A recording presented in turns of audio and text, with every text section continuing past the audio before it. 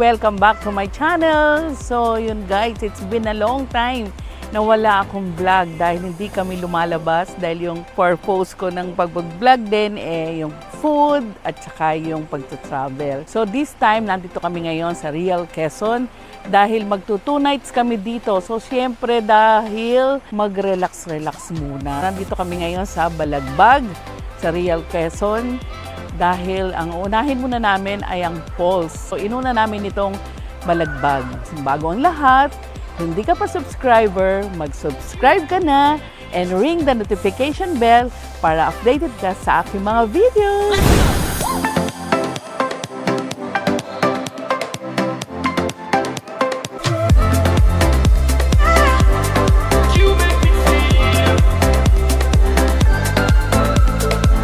So yun guys, ganito kaganda din yung falls na to. But mamaya, pag may time pa kami, pupunta kami sa Nok Falls. So ito yung inuna namin, so ito yung dinatnan namin. So 5 minutes lang from the parking. And then yun lang, walk lang, maganda ang daan, sementado. So ito yung mabubungaran nyo, ang Balagbag Falls. So yun, no need na yung mga sunblock guys dahil punong-puno ng mga puno. Taga saan kayo?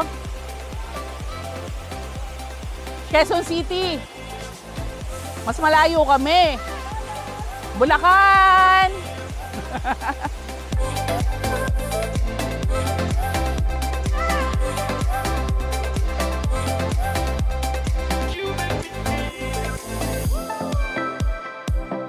Nakakainggit dahil ang lamig nung umakyat kami dito, super init dahil pinawisan na dahil haba-haba ng aming inakyat. Pero worth naman siya dahil maganda at mukha namang talagang nag-i-enjoy yung tatlo kong kasama.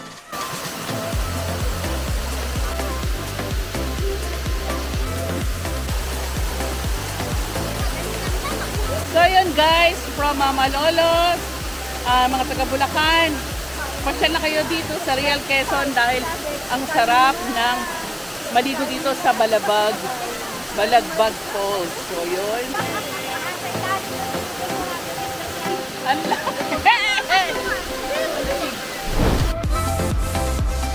So yun guys, galing na kami sa falls. Nakapaligo rin ako sa wakas. So nainggit ako sa kanila kaya ako ay naligo din. So ngayon magla-lunch na kami dito sa Dampa Seafood Restaurant. So everything here is the special.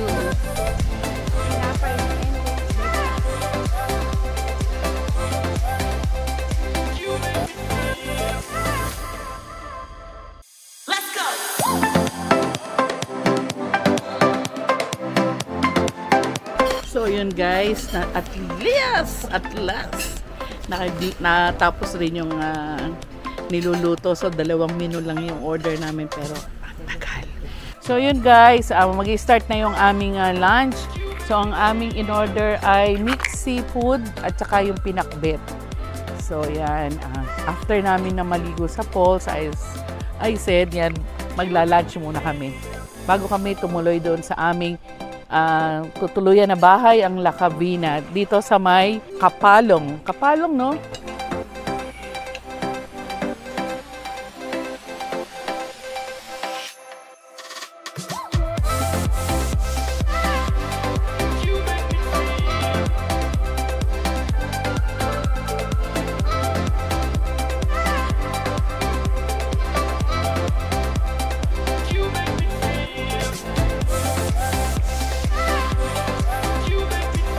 Nandito na tayo sa La Cabina, Real Quezon. So, ito yung entire house, buong bahay ang aming nirenta for 2 nights and 3 days.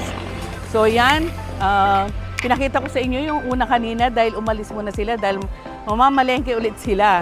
Dahil hindi pa nakumpleto yung aming pinamili kanina. So, yan, nasa likod ko yung house. So, napakaganda. Thank you, Sir Byron, yung owner, na nakita ko sa Airbnb na super sulit talaga itong aming nirentahan.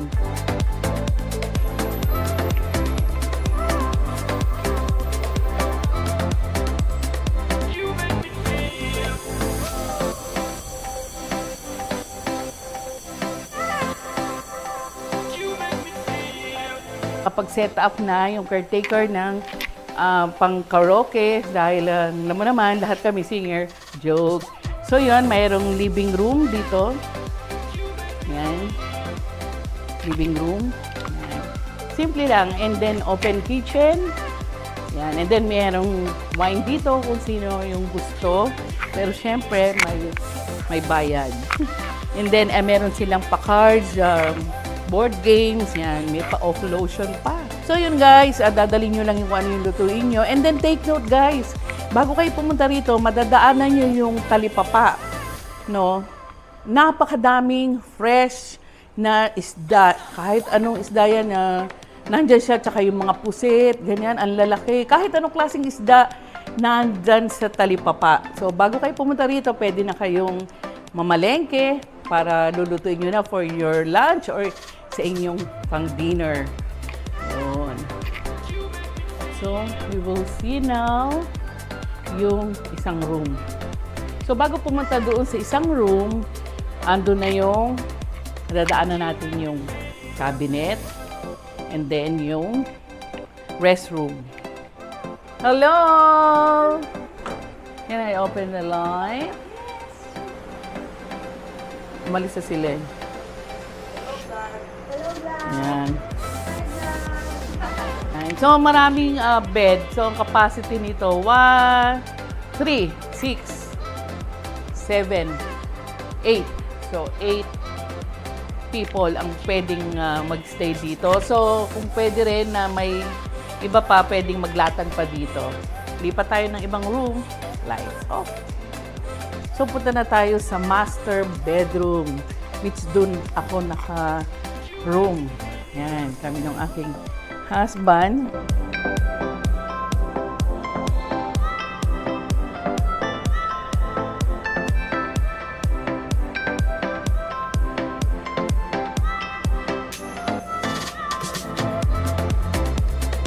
So ngayon naman pupuntahan natin yung napakagandang restroom nila. Napakaganda dahil ito talaga yung nakikita ko sa Pinterest, which is eto na.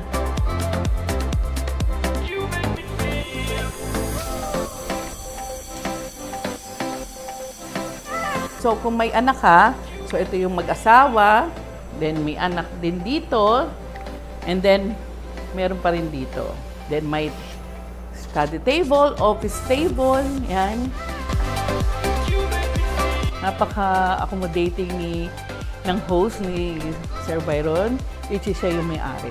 So ngayon naman guys, pupunta tayo sa labas, sa terrace.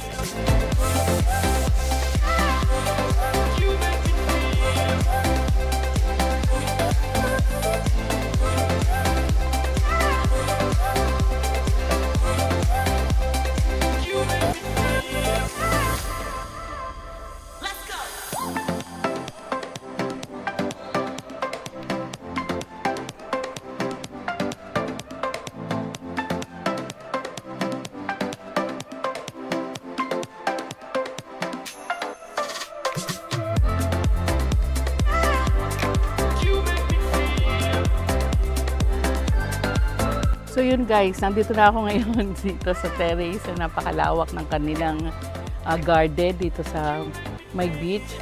And then kanina, nandun nga yung pinakita ko na maliit na mini pool. Sulit na sulit. So, tingnan nyo lang ang La Cabina sa Airbnb. Sulit na sulit ang kanilang presyo. So, hanggang 16 people to. So, ano pa hinihintay nyo guys? Book na sa Airbnb La Cabina Real dito sa Real Quezon.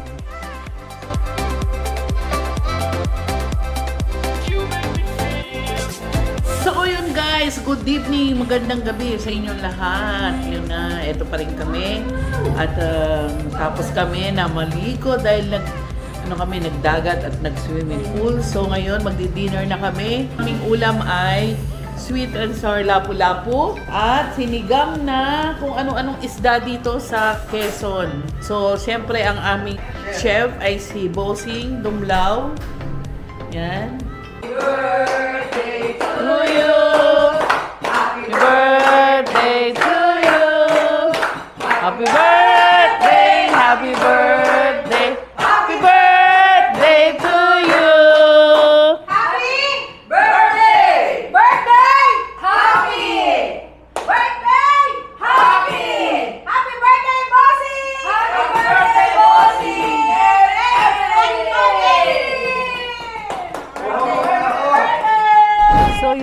guys, bumalik na ako ngayon. Although nung the first day namin dito, naikot ko naman kayo dito sa buong bahay. Sana guys, nagustuhan ninyo itong aking video dito sa Quezon. At na-relax kayo kahit lang nanunood lang kayo sa akin. At pinagtsatsagaan nyo ko yun. Yun ang mahalaga doon. Pinagtsatsagaan nyo ko, diba? Inaanyahan ko kayo dito, ini-invite ko kayo dito sa La Cabina, Real, sa Real Quezon. So, sa Barangay Kapalong. Yan, Barangay Kapalong, Real Quezon. That's it, guys. Kung nagustuhan nyo ang aking video, please like, share, and comment lang kayo dyan sa baba.